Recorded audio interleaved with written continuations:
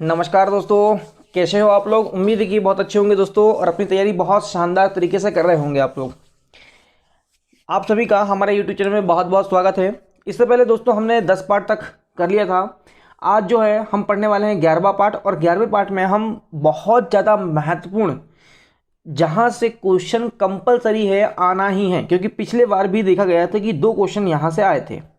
ठीक है, बिल्कुल परफेक्ट है कि 2 क्वेश्चन यहाँ से आते ही आते हैं कि जो मध्य प्रदेश की जो जनजातियाँ हैं उनके त्यौहार है, त्यौहार हम बाद में पढ़ेंगे, त्यौहार उनके कुछ नृत्य वगैरह, ठीक है, लोक नृत्य है, ये सब हम नेक्स्ट वीडियो में पढ़ेंगे। लेकिन अभी जो हम पढ़ रहे हैं वो क्या पढ़ रहे हैं, जो हमारे मध्य प्रदेश में जनजातियाँ हैं उन वो जनजातियाँ और उन जनजातियों की उपजातियाँ, ठीक है, उससे संबंधित कुछ त्योहारों को देख लेंगे हम। ठीक है, वो कहाँ कहाँ निवास करती है, ठीक, उनकी उपजातियाँ देख लेंगे, कुछ विवाह देख लेंगे। तो इस तरह से हम क्या करने वाले हैं आज, हाँ, बहुत ज़्यादा महत्वपूर्ण जो आज का टॉपिक है उसे आज हम कंप्लीट करने वाले हैं। क्लियर है? तो हम ज़्यादा समय ना लेते हुए सबसे पहला क्वेश्चन हमारा क्या है देखिए आप लोग, सॉरी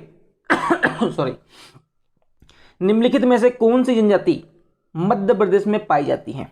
ऐसी कौन सी जनजाति है जो हमारे मध्य प्रदेश में पाई जाती है। यहाँ पर है आपके संथाल, तो संथाल बिल्कुल भी नहीं पाई जाती हमारे मध्य प्रदेश में, संथाल नहीं पाई जाती। जाखा बिल्कुल नहीं पाई जाती, हो बिल्कुल नहीं पाई जाती। लेकिन क्या पाई जाती है, भारिया पाई जाती है। कौन सी? भारिया जो जनजाति है वो हमारे मध्य प्रदेश में पाई जाती है।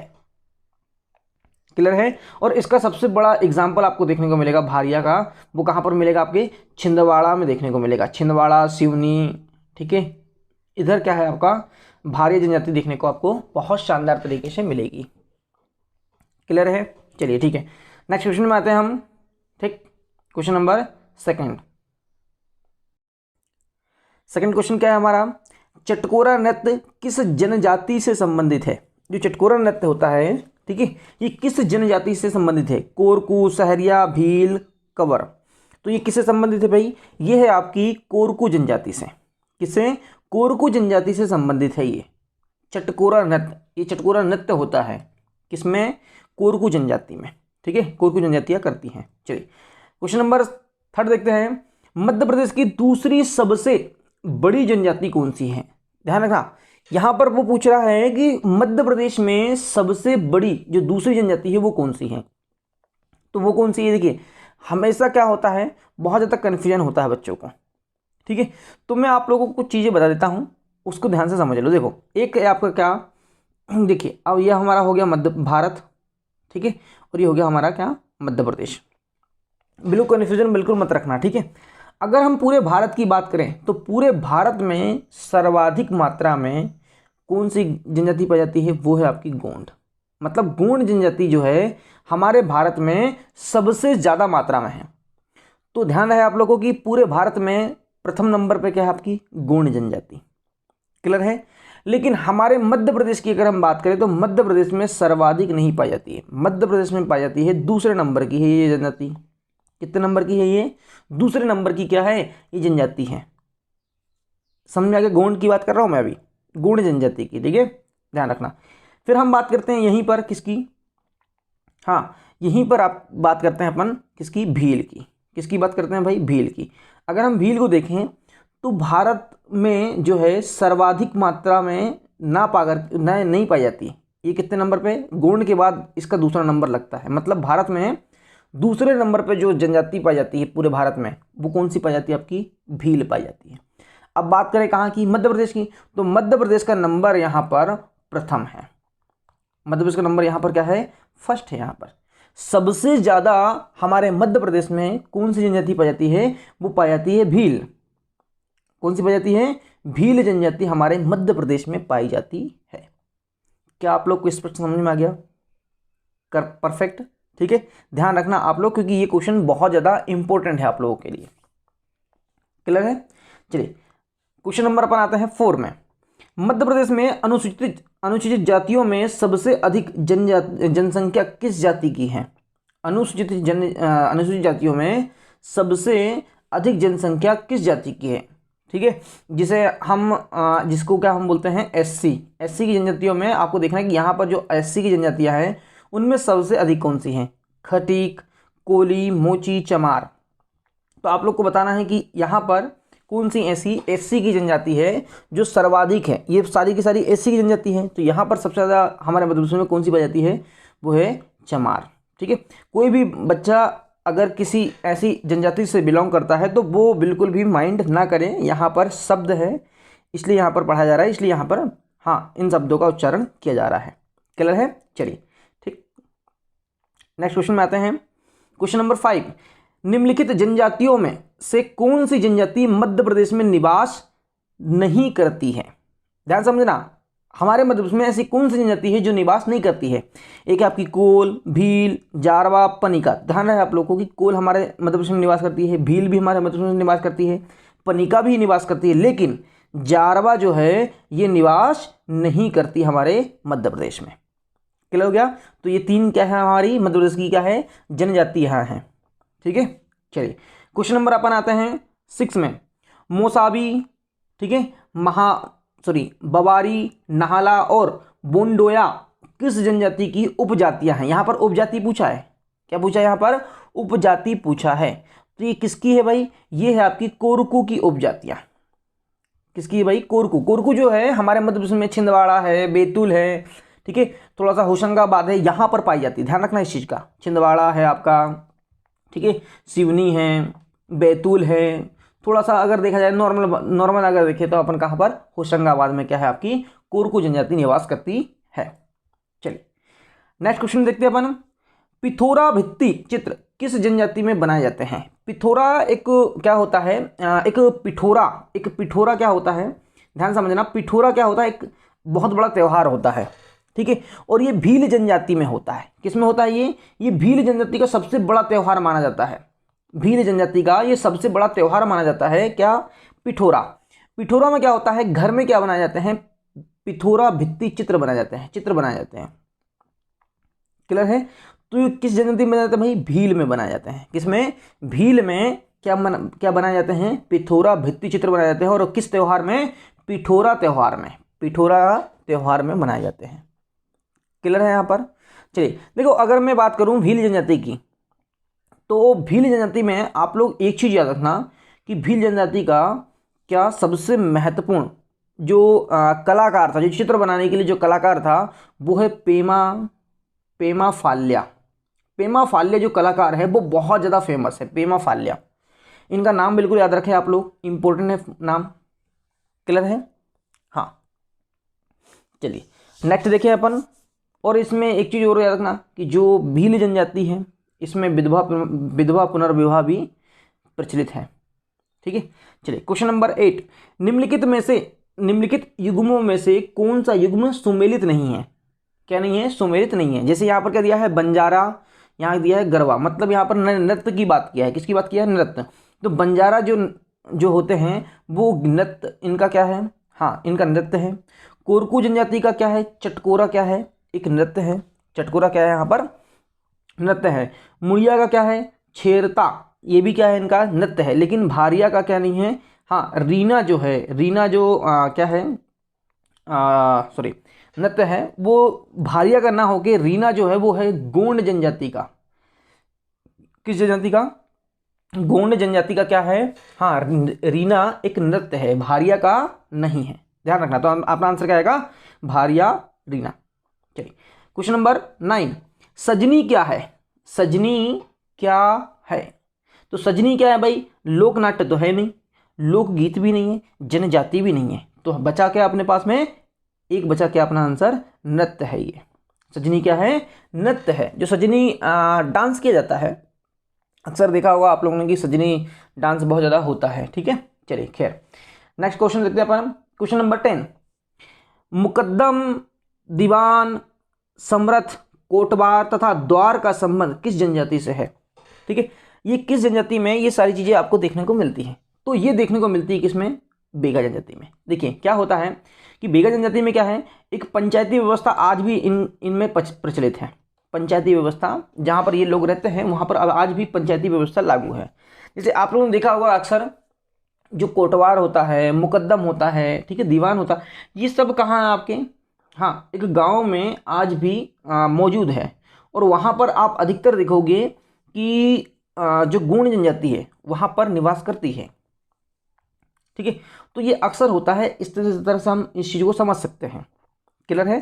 तो ये आज भी क्या है, हमारे मध्य प्रदेश में जो बेगा जनजाति है वहाँ पर प्रचलित है उनकी पंचायती व्यवस्था। और ये पंचायती व्यवस्था में ये 5 उनके क्या हैं, जो पंचायती व्यवस्था के पंच है, ये मुकद्दम है, दीवान है, सम्मत है, कोटवार है, द्वार है, ये महत्वपूर्ण है उनके क्या हैं उस पंचायत के जो पंच है ये लोग।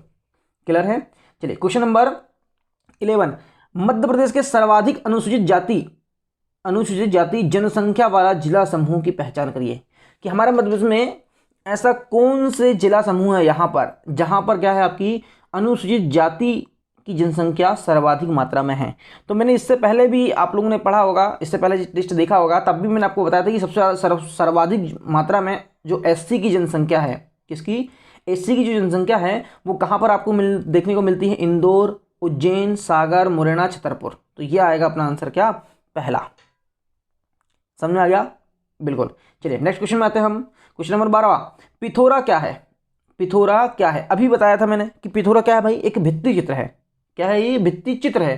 तो यहाँ पर देखो चित्र की जब मैंने बात किया था, ठीक है, तो नृत्य तो यहाँ होगा नहीं, पहनावा बिल्कुल नहीं है, वाद्य मतलब इंस्ट्रूमेंट की बात कर रहा है वो, यहाँ पर वाद्य लिखा है, यहाँ पर वाद्य होगा, ठीक है ना, बा और वाह, ठीक है, ध्यान रखना। ये भी नहीं है, तो हमारा क्या है भाई, चित्र है। क्या है ये, एकमात्र चित्र। और ये क्या है, किसका है, ये आदिवासियों का है ये चित्र।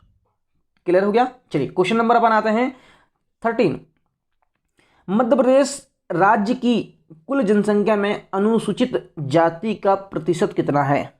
अनुसूचित जाति का प्रतिशत कितना है, कि जो एससी की जो जनसंख्या है हमारे मध्य प्रदेश में कितनी निवास करती है 2011 के अनुसार।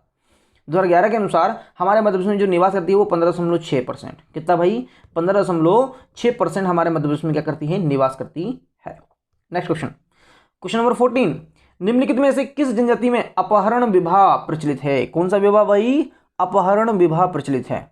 तो वो क्या है आपका, वो है आपका भील। भील जनजाति में क्या है, अपहरण विवाह क्या है, प्रचलित है। साथ में यहाँ पर और भी आप लोग याद रखें, जैसे क्या होता है आपका देवर विवाह। क्या होता है, देवर विवाह, जिसमें क्या होता है, देवर विवाह में हाँ अगर पति खत्म हो जाए, ठीक है, भगवान करे किसी का हो ऐसा, लेकिन अगर हो जाता है ऐसा, ठीक है, तो यहाँ पर क्या होता है कि जो उनके देवर होते हैं उससे क्या कर लिया जाता है, विवाह कर लिया जाता है। ठीक है, एक होता है विनिमय विवाह, एक क्या होता है इनमें, विनिमय विवाह होता है। विनिमय मतलब क्या, लेन देन करना। ठीक है, हमारी लड़की तुम्हारे यहाँ, तुम्हारी लड़की हमारे यहाँ, ये वाला विनिमय विवाह। जैसे विनिमय आप लोगों ने पढ़ा होगा कभी, ठीक है, अर्थव्यवस्था में, वैसे ही है। ठीक है, और होता है यहाँ पर भील जनजाति में और कौन सा नृत्य होता है, ध्यान समझना, और सॉरी नृत्य बोल रहा हूँ मैं, विवाह। ठीक है, विवाह की अगर हम और बात करें तो और कौन कौन सा विवाह होता है, जैसे क्रय विवाह होता है। क्या होता है, क्रय विवाह मतलब खरीदना, क्रय मतलब खरीदना। ठीक है, एक होता है क्या आपका सेवा विवाह। क्या होता है, सेवा। सेवा विवाह बहुत ज़्यादा महत्वपूर्ण है, ध्यान रखना। सेवा विवाह क्या है आपका, महत्वपूर्ण है। क्यों महत्वपूर्ण है, इसको हम एक विवाह और भी कहा जाता है इसको, वो है आपका लमंजना बोलते हैं इसको। क्या बोलते हैं हम, लमंजना, लमनाई विवाह बोला जाता है इसको। ठीक है, सेवा विवाह को क्या बोलते हैं हम, लमनाई विवाह या लमंजना कहा जाता है। मतलब क्या हुआ कि एक मायके में, ठीक है, मतलब लड़की और लड़का का क्या हुआ, विवाह हुआ, और लड़का कहाँ आकर के रह रहा है, हाँ लड़की के घर में ही रहता है। ठीक है, हाँ जिसको लमंजना कहा जाता है नॉर्मल भाषा में। ठीक है, हाँ, या घर जमाई जिसको बोलते हैं हम। ठीक है, चलिए नेक्स्ट क्वेश्चन में आते हैं। क्वेश्चन नंबर 15, भील शब्द संस्कृत शब्द के किस शब्द से बना है। तो ये है आपका भिल से, किससे बना है, भिल से क्या बना है, भील शब्द बना हुआ है। क्वेश्चन नंबर 16, निम्नलिखित में से कौन सी गोंड जनजाति की उपजातियां हैं।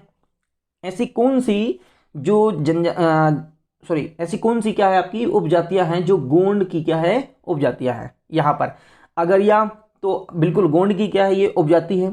ओझा भी क्या है, गोंड की उपजाति है। ठीक है, और प्रधान भी क्या है, गोंड की उपजाति। तो अपना आंसर क्या आएगा, ये सभी आएगा। क्लियर है, ध्यान रखना। और ये महत्वपूर्ण है क्योंकि पिछले बार भी क्या है आपका, हाँ क्या पूछा था, पिछले बार भी ये इस तरह से क्वेश्चन आए थे, उपजाति से क्वेश्चन आए थे पीएससी में, ध्यान रखना इस बात का। ठीक है, बिल्कुल परफेक्ट बोल दे रहा हूँ आप लोग को कि बिल्कुल यहाँ पर ये सारी चीज़ें आपको याद रखना ही है। ठीक है, चलिए नेक्स्ट क्वेश्चन में आते हैं। क्वेश्चन नंबर 17, दूध लौटावा प्रथा किस जनजाति में प्रचलित है? दूध लौटावा प्रथा किस जनजाति में प्रचलित है? तो ये जो है आपका देखने को हमें कहाँ पर मिलता है? गोंड जनजाति में। किसमें भाई? गोंड जनजाति में दूध लौटावा क्या है? प्रथा प्रचलित है। दूध लौटावा का मतलब क्या होता है? सॉरी, दूध लौटावा का मतलब होता है कि मामा फुआ के जो लड़का लड़की होते हैं, मामा फुआ के, ठीक है, मामा फुआ के जो क्या होते हैं, लड़का लड़की होते हैं, वो क्या करते हैं? आपस में क्या कर लेते हैं? विवाह कर लेते हैं। ठीक है, मामा की लड़की हो गई और फुआ का क्या हो गया? लड़का हो गया। ये क्या कर लेते हैं? विवाह कर लेते हैं। ठीक है, या फिर मामा का लड़का हो गया और बुआ की क्या हो गई? लड़की हो गई, तब क्या कर लेते हैं ये लोग? विवाह कर लेते हैं। ठीक है, मतलब ऐसा होता है। इसी को क्या बोलते हैं हम? दूध लौटावा कहा जाता है। ठीक है, चलिए नेक्स्ट क्वेश्चन में आते हैं। क्वेश्चन नंबर 18, निम्न में से किस विवाह को करने वाले व्यक्ति को लमनाई कहा जाता है? देखो अभी मैंने बताया था आपको। ठीक है, किस विवाह को भाई? सेवा विवाह को। किस विवाह को? सेवा विवाह को ही क्या बोलते हैं? लमनाई या लमंजना या फिर घर जमाई कहा जाता है। नॉर्मल भाषा में जो हम सामान्य भाषा में जो बोलते हैं वो बोलते हैं घर जमाई। ठीक है, लेकिन जो किसमें, जो आदिवासी समाज में क्या बोलता है? लमनाई कहा जाता है या लमंजना कहा जाता है। गाँव में अधिकतर सुना होगा आपने शब्दों को। ठीक है, तो ये हो गया आपका सेवा विवाह ही कहा जाता है इसको। ठीक है, जिसको बोलते हैं अपन सर्विस मैरिज। चलिए नेक्स्ट क्वेश्चन में आते हैं। ठीक, क्वेश्चन नंबर 19, गोंडों की उत्पत्ति किस शब्द से मानी जाती है? तो गोंडों की जो उत्पत्ति है वो मानी जाती है कोंड से। किससे मानी जाती है? कोंड। कोंड का शाब्दिक अर्थ क्या होता है? पर्वत। क्या होता है भाई? पर्वत। तो जो गोंड जनजाति है वो अपने आप को पर्वतवासी मानती है। क्या मानती है? पर्वतवासी मानती है। क्लियर है यहाँ पर? चलिए क्वेश्चन नंबर 20, निम्नलिखित में से कौन सा पर्व भीलों का प्रणय पर्व है? ऐसा कौन सा पर्व है जो भीलों का क्या है? प्रणय पर्व। प्रणय मतलब एक देखा जाए तो जो लव फेस्टिवल होता है वो क्या है आपका? भगोरिया। वो क्या है आपका? भगोरिया नृत्य जो है बहुत ज़्यादा फेमस है।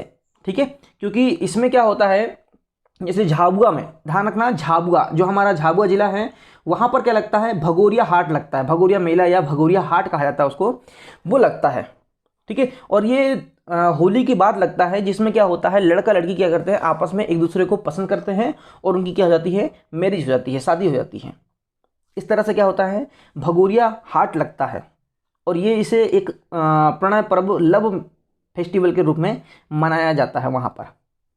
समझ में आ गया? झाबुआ है, जैसे भील जो अधिकतर आपको मिलेंगे, भील जनजाति, झाबुआ है, धार है, बड़वानी है, खरगोन है, इधर आपको क्या मिलेंगे? भील मिलेंगे। कौन सी जाति मिलेगी? भील जनजाति मिलेगी। क्लियर है यहाँ पर? चलिए क्वेश्चन नंबर 21 में आते हैं अपन। मध्य प्रदेश के पश्चिमी क्षेत्र में, मध्य प्रदेश के क्या पश्चिमी क्षेत्र में मुख्य रूप से कौन सी जनजाति निवास करती है? पश्चिम की बात करना मतलब किसकी? जैसे अगर मैं यहाँ पर आपका क्या बनाऊँ, एक अपन मैप बनाएं तो हम किसकी बात कर रहे हैं भाई? इस साइड की, इस साइड की, ये इधर वाला एरिया में कौन सी जनजाति निवास करती है? ठीक है, तो याद रहे आप लोग को कि यहाँ पर जो क्या है आपकी जनजाति जो निवास करती हैं वो कौन सी करती है भाई? हाँ, वो करती है आपकी क्या? भील जनजाति। मैंने अभी आपको बताया कि भील जनजाति क्या है आपकी, जैसे कहाँ कहाँ आपकी निवास करती है? झाबुआ है, खरगोन है, बड़वानी है, धार है, इधर क्या है आपकी? भील जनजाति निवास करती है। क्लियर है? चलिए क्वेश्चन नंबर 22 में आते हैं हम।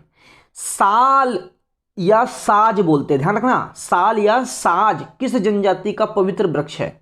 आप लोगों ने देखा होगा कि साल या साज का जो वृक्ष होता है ये पवित्र माना जाता है। क्या माना जाता है? ये बहुत ज़्यादा पवित्र माना जाता है। और ये कौन सी जनजाति के लिए पवित्र है? ये सबसे ज़्यादा ये है आपकी बेगा जनजाति के लिए। किस जनजाति के लिए? बेगा जनजाति के लिए साल या साज का वृक्ष क्या होता है? बहुत ज़्यादा महत्वपूर्ण होता है। ठीक है, बहुत ज़्यादा ये लोग क्या करते हैं? इसको पवित्र मानते हैं। पवित्र मानने के साथ में इसकी पूजा करते हैं। क्या करते हैं? ये पूजा करते हैं। ठीक है, और ये जो है बेगा जनजाति, ये अपने आप मतलब इनके जो देवता हैं, ठीक है, वो है आपका बड़ा देव। क्या है? जैसे आपने देखा होगा अभी, है ना, बड़ा देव है, ठीक है, दूल्हा देव है, ये क्या है इनके? हाँ, ये देवता है इनके। ये क्या है? देवता। और ये माना जाता है कि जो बेगा जनजाति है, क्या है? बेगा जनजाति, अगर इनके हाथ में क्या रख दिया जाए? साल या साज के वृक्ष का पत्ता रख दिया जाए, क्या रख दिया जाए? पत्ता रख दिया जाए, तो ये कभी झूठ नहीं बोलते। ठीक है, अगर कोई आपका मित्र है या सखा, है ना, जिसको बोले अपन, अगर है तो आप ऐसा करके देख सकते हैं। ठीक है, चलिए खैर question number 23, sorry, Madhya Pradesh में सहरिया जनजाति का निवास स्थान कहाँ है? मध्य प्रदेश में सहरिया जो जनजाति है उसका निवास स्थान कहाँ पर है? तो ये कहाँ पर देखने को मिलता है? ये आपको उत्तर पश्चिमी भाग में देखने को मिलेगा। कहाँ पर भाई? उत्तर पश्चिमी। उत्तर पश्चिमी वाले तो क्या आपका जो ग्वालियर वाला भाग है, चंबल संभाग वाला भाग है, वहाँ पर देखने को मिलेगा। भिंड, मुरैना, श्योपुर साइड आपको सहरिया जनजाति मिलेगी। कहाँ पर? भिंड, मुरैना, श्योपुर, ग्वालियर वाले भाग में आपको कौन सी जनजाति मिलेगी? सहरिया जनजाति मिलेगी, जिसे हम बोलते हैं उत्तर पश्चिमी भाग में हमारे मध्य प्रदेश में निवास करती है। क्वेश्चन नंबर 24, भारी जनजाति के साथ किस क्षेत्र का नाम विशेष रूप से जुड़ा हुआ है? भारी जनजाति का नाम विशेषकर कहाँ से जुड़ा है भाई? सभी को मालूम है कि कहाँ से? पातालकोट में निवास करती है। और पातालकोट कहाँ आता है? छिंदवाड़ा में आता है। कहाँ आता है भाई? छिंदवाड़ा में आता है। चलिए नेक्स्ट क्वेश्चन में आते हैं। मध्य प्रदेश के पूर्वी क्षेत्र में निवासरत मुख्य जनजाति कौन सी है? मध्य प्रदेश के पूर्वी क्षेत्र में, पूर्वी क्षेत्र समझ रहे हैं ना? हाँ, मध्य प्रदेश अगर हम यहाँ पर क्या करें, एक छोटा सा मध्य प्रदेश अगर क्रिएट करें, ठीक है, हाँ समझ लो, तो हम यहाँ पर अगर देखें तो पूर्वी वाला भाग कौन सा होगा? ये वाला भाग होगा, ये पूर्वी वाला भाग होगा आपका, ठीक है। ये तो इस साइड कौन सी जनजाति जो है निवास करती है हमारे मध्य प्रदेश के पूर्वी क्षेत्र में? तो पूर्वी क्षेत्र में जो आपको देखने को मिलेगी वो मिलेगी आपको बेगा जनजाति। कौन सी मिलेगी आपको? बेगा जनजाति, जो कि आपके मंडला है, शहडोल है, सीधी है, इधर आपको देखने को मिलेगी। मंडला, बालाघाट, शहडोल इधर देखने को मिलेगी। कहाँ कहाँ आपके? मंडला, बालाघाट, शहडोल, इधर जो है आपको बेगा जनजाति देखने को मिलती है। चलिए क्वेश्चन नंबर आते हैं अपन 26 में। आदिम जाति कोरकू मध्य प्रदेश में कहाँ पाई जाती है? तो कोरकू जो है दक्षिण के जिले में पाई जाती है। कहाँ पर भाई? दक्षिण के जिले में। और दक्षिण जिले में मैंने अभी आपको बताया था कि होशंगाबाद है, बैतूल है, छिंदवाड़ा है, खंडवा है, इधर जो है सिवनी है, थोड़ा बहुत सिवनी में भी देखने को मिल जाते हैं क्या आपके कोरकू जनजाति के लोग, ठीक है। होशंगाबाद, ठीक, छिंदवाड़ा, बैतूल, ठीक है, साथ में क्या ले लो आप, थोड़ा सा हरदा ले लो, हरदा का थोड़ा सा भाग ले लो, ज़्यादा नहीं, थोड़ा सा भाग ले लो, ठीक है। खंडवा ले लो आप, क्या ले लो, थोड़ा सा खंडवा ले लो। तो ये जनजातियाँ कहाँ पर देखने को मिलेगी आपको? कोरकू दक्षिण के जिले में, मध्य प्रदेश के दक्षिण के जिले में। क्लियर है? चलिए क्वेश्चन नंबर 27 क्या है आपका? निम्नलिखित में से किस जिले में प्रधान जनजाति, यहाँ पर ध्यान रखना ये पाई नहीं जाती, पाई जाती है। यहाँ पर क्या है क्वेश्चन आएगा? पाई जाती है, ठीक है। तो वो कहाँ पाई जाती है भाई? वो पाई जाती है छिंदवाड़ा में। कहाँ पर पाई जाती है? छिंदवाड़ा में जो है प्रधान जनजाति पाई जाती है। क्लियर है? क्वेश्चन नंबर 28 में आते हैं, ठीक है। निम्नलिखित में से कौन सी जनजाति कबीरपंथी है? मतलब कबीरपंथी मतलब कबीर को मानने वाले लोग हैं ये, ठीक है। कबीर को, ठीक है, कबीर के दोहे आप लोगों ने पढ़ा होगा, कबीर बहुत ज़्यादा फेमस है, ठीक है। और आपको फिर अगर यदि आप लोग क्या कर रहे हैं, पीएससी दे रहे हैं, तो पीएससी में आपको कहाँ पढ़ना है? हाँ, एथिक्स में आपको क्या है? कबीर को पढ़ना ही है, ठीक है, बिल्कुल, ठीक। चलिए तो हम यहाँ पर देखते हैं कबीरपंथी जो हैं वो कौन से लोग हैं जो कबीर की मतलब कबीर के पंथ में, मतलब कबीर के पथों पर चलते हैं, कबीर की बातों पर चलते हैं, ठीक है। कबीर के जैसे वो अपने आप को कबीराह कहते हैं। तो वो कौन से हैं? वो है आपकी पनीका जनजाति। वो कौन सी है? पनीका जनजाति है, ठीक है। हाँ, कबीरपंथी जो है वो कौन सी जनजाति आपकी? पनीका जनजाति है। क्वेश्चन नंबर 29, निम्न में से किसे विश्व में प्रथम कंघी के आविष्कारक के रूप में माना जाता है? कंघी, जो आपकी कंघी आप लोग करते हो, ठीक है, वो कौन सी है भाई? वो है आपकी बंजारा जनजाति। वो कौन सी है? बंजारा जनजाति को माना जाता है कि इन्होंने क्या किया है? हाँ, कंघी का आविष्कार किया है। चलिए क्वेश्चन नंबर 30, निम्न में से किस जनजाति की उपजाति नरोतिया और भरोतिया है? कौन सी ऐसी जनजाति है जिसकी उपजाति में क्या है आपकी? नरोतिया और क्या है आपकी? भरोतिया है। तो वो कौन सी जनजाति है? वो है आपकी बेगा जनजाति। वो क्या है आपकी? बेगा जनजाति की उपजातियां हैं, नरोतिया, भरोतिया, ये बेगा जनजाति की क्या है? उपजातियां है। क्वेश्चन नंबर 31, कोरकू का शाब्दिक अर्थ क्या है? कोरकू का क्या है? शाब्दिक अर्थ क्या होता है? तो ये होता है मनुष्य का समूह। क्या होता है? मनुष्य का समूह होता है। क्लियर है? ध्यान है आप लोग को, ठीक है। और ये क्या है जो आपकी कोरकू जनजाति है? ये मुंडा या कोलेरियन जाति की प्रशाखा है। ध्यान रखना, किसकी? मुंडा या कोलेरियन समूह की क्या है? हाँ, शाखा है, या जाति की शाखा है। क्लियर है? चलिए नेक्स्ट क्वेश्चन देखते हैं। कोल जनजाति निम्नलिखित में से किस जिला समूह में निवास करती है? जो कोल जनजाति है, कोल जो हमारे मध्य प्रदेश में निवास करती है, तो वो कहाँ पर देखने को मिलेगी? वो मिलेगी आपको रीवा, सीधी और सतना में। कहाँ पर? रीवा, सीधी और सतना में क्या देखने को मिलेगी? कोल जनजाति देखने को हमें मिलती है। क्वेश्चन नंबर 33, अध्ययन की दृष्टि से मध्य प्रदेश की जनजातियों को कितने भागों में बांटा गया है? तो ये बांटा गया है 3 भागों में। कितने भागों में? 3 भागों में। पहला भाग क्या आपका? पश्चिमी जनजाति प्रदेश। कौन सा है भाई? पश्चिमी जनजाति प्रदेश, मतलब जो पश्चिम में जो निवास करते हैं वो प्रदेश हो गया इनका, ठीक है। दूसरा क्या हो गया आपका? मध्य जनजाति और दक्षिणी जनजाति। क्या हो जाएगा आपका? मध्य जनजाति, ठीक है, एवं क्या आपका? दक्षिणी जाति। ये 2 हो जाएगा आपका, ठीक है। ये 2 भाग हो गए आपके। और तीसरे भाग में जो इनका अध्ययन किया जाता है तो वो क्या है आपका? पूर्वी जनजाति। क्या है आपका? पूर्वी जनजाति प्रदेश माना जाता है। तो 3 प्रकार से अध्ययन, जब हम इन जनजातियों का अध्ययन करेंगे तो हमने क्या कर दिया है? 3 भागों में बांट दिया है कि हम 3 भागों से भाग के तहत क्या करेंगे? इनका अध्ययन करेंगे। भाई पश्चिम में जो जनजाति रहती है उसको हम बोलते हैं पश्चिमी प्रदेश, ठीक है। जो मध्य और दक्षिण वाले भाग में रहती है उसको बोलते हैं हम मध्य जनजाति एवं दक्षिणी जनजाति प्रदेश, और जो पूर्व में निवास करती है उसे बोलते हैं हम पूर्वी जनजाति प्रदेश। तो इस तरह से हम 3 भागों में क्या कर दिया? हमने बांट दिया किसको? हाँ, जनजातियों के समूह को, ठीक है। चलिए नेक्स्ट क्वेश्चन में आते हैं हम। क्वेश्चन नंबर 34, बढ़ते, यहाँ पर बढ़ती नहीं है, बढ़ते अनुसूचित जनजाति के क्रम में कौन सा जिला समूह सही है? तो आपको बताना है कि जो एसटी की जनजाति हैं, एसटी की क्या जनजाति बढ़ते क्रम में किस तरह से जो है आपका सही जमा हुआ है। मतलब क्या हुआ कि आपको सबसे पहले देखना है कि भाई सबसे कम कहाँ पर होती है, उससे अधिक कहाँ होती है, निवास करती है क्या अनुसूचित जनजाति, फिर उससे अधिक कहाँ, फिर उससे अधिक कहाँ, फिर सबसे अधिक कहाँ। इस तरह से आपको क्या करना है? जिला समूह को क्या करना है? बढ़ते क्रम में जमाना है। तो यहाँ पर देखें आप लोग, सबसे कम कहाँ पर आप देखोगे कि एसटी की जो जनजाति है सबसे कम कहाँ पर निवास करती है? वो है आपके भिंड में। फिर थोड़ा सा अधिक कहाँ पर? आपके दतिया में। फिर थोड़ा सा अधिक मुरैना, फिर शाजापुर। तो हमारा आंसर क्या आएगा? पहला हमारा क्या जाएगा? आंसर जाएगा।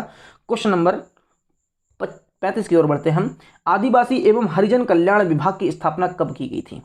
आदिवासी एवं हरिजन कल्याण विभाग की स्थापना 1965 में की गई थी। कब की गई थी भाई? 1965 में की गई थी। क्वेश्चन नंबर 36, पारधी जनजाति किन जिलों में निवास करती है? जो पारधी जनजाति है वो किस जिले में निवास करती है? तो भोपाल, रायसेन, सीहोर, ये तीनों जिले में क्या करती है आपकी? हाँ, पारधी जनजाति क्या करती है? निवास करती है। क्लियर है? चलिए क्वेश्चन नंबर 37, लोहासुर किस जनजाति का प्रमुख देवता है? जो लोहासुर है ना वो क्या है? अगरिया जनजाति का क्या है? हाँ, अगरिया जनजाति की क्या है? मुख्य देवता है। मतलब ये जो अगरिया जनजाति है ये क्या करती है? लोहे का काम करती है। क्या करती है? भट्टियों में क्या करती है? लोहे का काम करती है। इसलिए इनका जो देवता है, प्रमुख देवता है, वो है लोहासुर। क्या है? लोहासुर। अगरिया, ध्यान रखना, अगरिया जनजाति, ठीक है। नेक्स्ट क्वेश्चन में आते हैं हम। क्वेश्चन नंबर 38, बेगा जनजाति के संबंध में कौन सा एक असत्य है? आपको असत्य छांटना है। तो क्या क्या है भाई? आपको बेगा जनजाति के बारे में मालूम होना चाहिए सारी चीजें। बेगा एक प्रिमिटिव जनजाति है, बिल्कुल है। बेगा गुदना प्रिय होते हैं, बिल्कुल। इनको बहुत ज़्यादा गुदना क्या होते हैं? बहुत ज़्यादा प्रिय होते हैं। जैसे आपने देखा होगा कई जो आपकी बहुत ज़्यादा जैसे जो सियाने जो होते हैं, ठीक है, उनके हाथों में देखना आप ज़्यादातर आपको बहुत ज़्यादा गुदना प्रिय देखने को मिलेंगे, ठीक है। और शिकार बेगाओं का प्रिय शौक है, बिल्कुल, शिकार बहुत ज़्यादा करते हैं ये। क्लियर है? बेगा जनजाति के निवास स्थान को फाल्या कहते हैं, बिल्कुल भी नहीं। यहाँ पर जो फाल्या जो है वो किस जनजाति के कहा जाता है स्थान को? भील जनजाति के स्थान को कहा जाता है फाल्या। क्या कहा जाता है? फाल्या कहा जाता है। किस जनजाति के? भील जनजाति के निवास स्थान को, बेगा जनजाति के निवास स्थान को बिल्कुल भी नहीं कहा जाता है, ठीक है। क्लियर है? तो हमारा आंसर क्या आएगा? 4th, जो कि गलत है। चलिए क्वेश्चन नंबर 39 में, गोंड जनजाति किस भाषा परिवार की है? गोंड जनजाति किस भाषा परिवार की है? तो ये किस भाषा परिवार की है भाई? ये है आपकी द्रविड़ की। किसकी भाई? द्रविड़ियन की है। क्लियर है? चलिए क्वेश्चन नंबर 40, मध्य प्रदेश की बेगा जनजाति में शहद पीने का पर्व कितने वर्ष में मनाया जाता है? शहद पीने का पर्व कितने वर्ष में मनाया जाता है?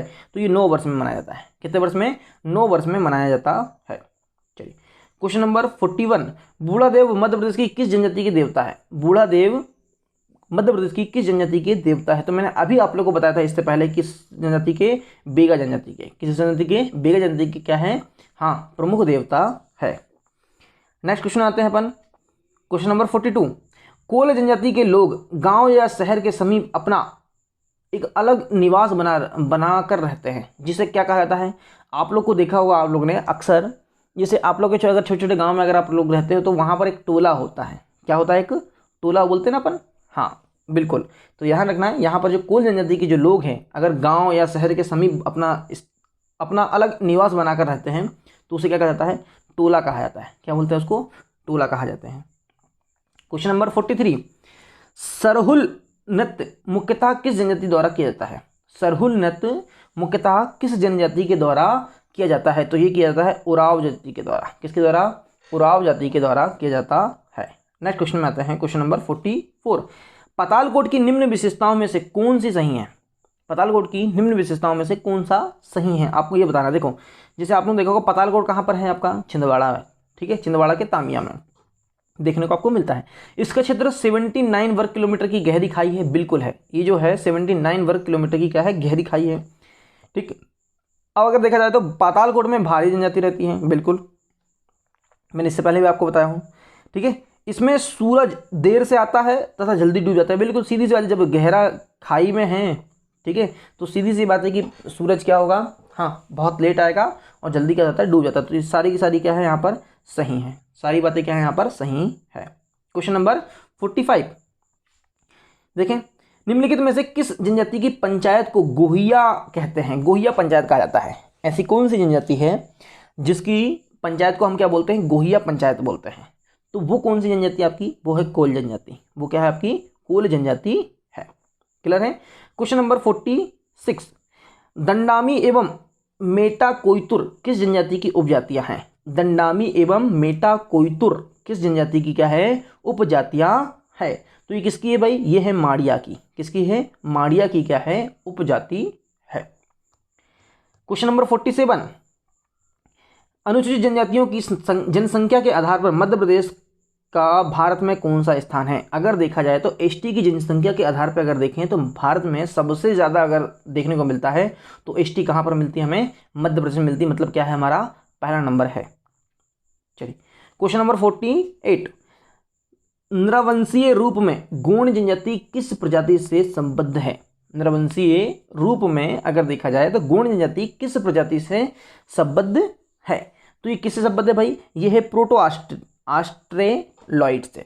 ठीक है, कहाँ से? प्रोटो ऑस्ट्रेलॉइड से क्या है? ये संबद्ध है।